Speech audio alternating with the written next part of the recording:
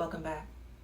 So before we get into the key to growing secure AF, and ultimately the key to no longer sabotaging and risking that good thing you got in your relationship, let's take a few minutes to explore some common red flags first of insecurity within a relationship. I counted 12 off the top of my head, all right? Number 1, you often lash out at your partner and blame them for your feelings. Number 2, you spend a lot of time overthinking every word, look, tone of voice, within your exchanges. Number 3, you question your partner's motives and intentions. 4, you obsess over the imperfections of your relationship. 5, you're afraid to ask certain questions and talk about important topics like your desires and needs or theirs. 6, you feel threatened by other women who may or may not be interested in your partner. 7, you expect constant communication, reassurance, time, and attention from them. 8, you get paranoid about who he's texting, and he's never given you a reason to not trust him. 9, you think of how his sex life must have been with his ex, and you compare your sex life together to his past partners. Along this same vein is number 10. When he's upset with you, you worry about whether he's thinking about past partners and, whether he had a relationship that was better with his ex. 11, you make assumptions about him, his past, what he's up to, his intentions, what's going on in his mind, and then you overreact and get hurt by your own assumptions. It's a favorite pastime of mine. Now, number 12, you straight up ask your partner to make you feel more secure.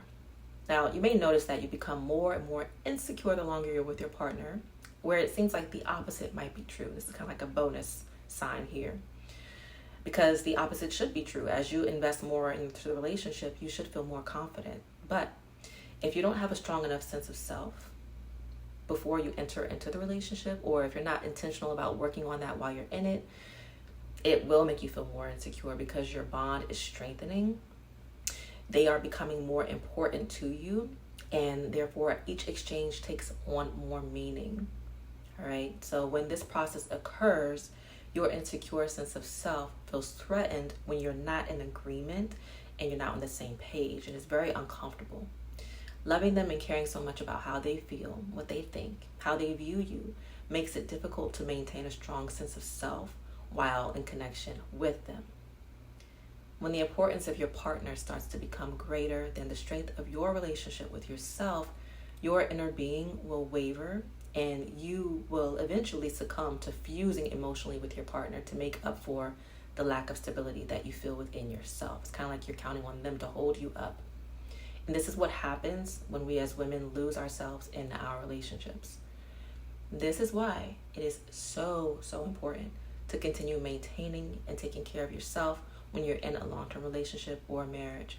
Something most people don't do because the natural inclination is to lean on your partner and start relying on them to do it all. But taking care of yourself and maintaining yourself, and I don't mean just physically, but also emotionally, is going to be critical. It's going to be critical to staying grounded in your identity, your values, your goals, so that you don't fade into the shadows of your partner and your relationship.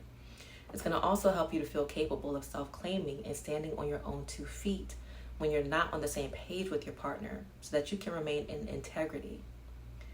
Many women cite fear of abandonment as the source of their relationship insecurity, and it's important to remember, as much as we hate to talk about it, we all are going to get abandoned eventually. It's a part of life.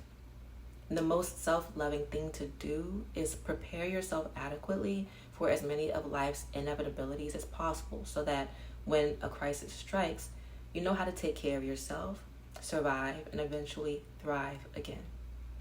And from my own experience, what we fear the most tends to come true. So let's do our best to not live in a spirit of fear, but faith that the universe is conspiring with us for our greatest success and not against us.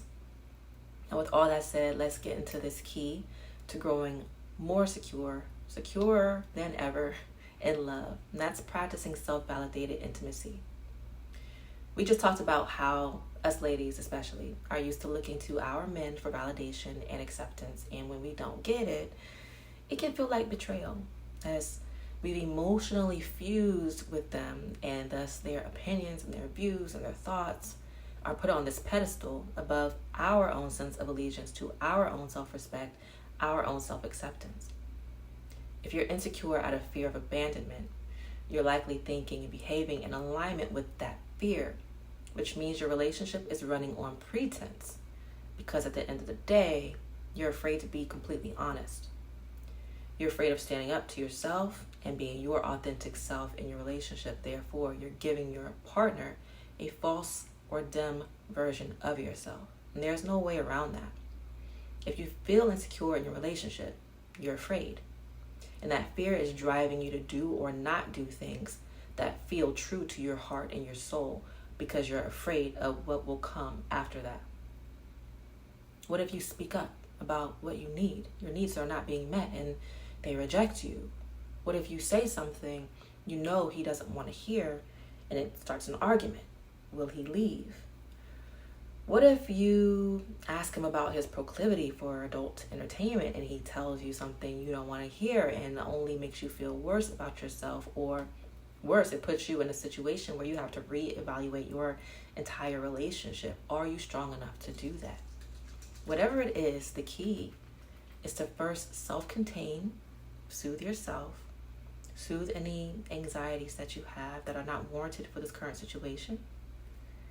Next, you want to take the focus off of getting the response you want and instead focus on self-disclosing in a way that's authentic so that you get the response that you need. And the response that's needed is the one that may or may not be in agreement with you, but allows you to feel seen, understood, heard as a whole being worthy of love, even in the midst of conflict. The answer to becoming more secure in your relationship is to learn how to calm your own anxieties that you know your partner has little to nothing to do with, and to learn how to stand firm in who you are, how you feel, and what you need in the face of potential rejection.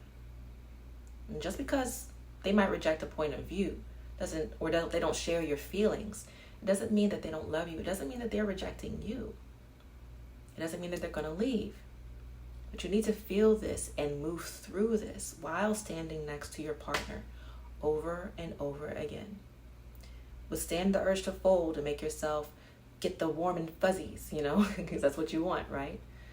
Calm your anxiety as much as you can on your own, and anything that is belonging to the relationship, the anxiety that's left over that's belonging to this actual situation, be aware of it and still step forward and express yourself with truth, standing in integrity.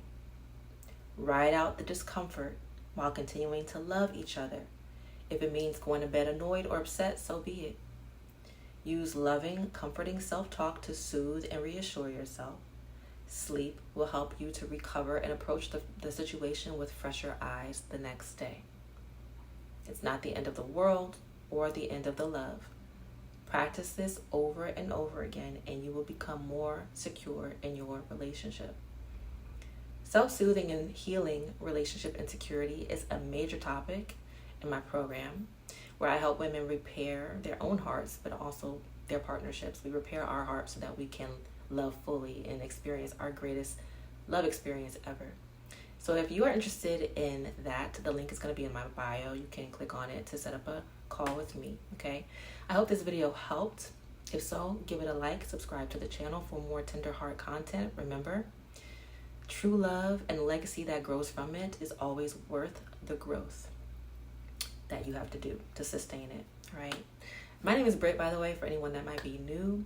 I help women basically heal and nurture their best, most amazing, thriving relationships all on their own. So if you, again, got something from this, please do subscribe, click the bell so you don't miss out on future content. And until next time, be good to you, be good to each other. See you later. Bye.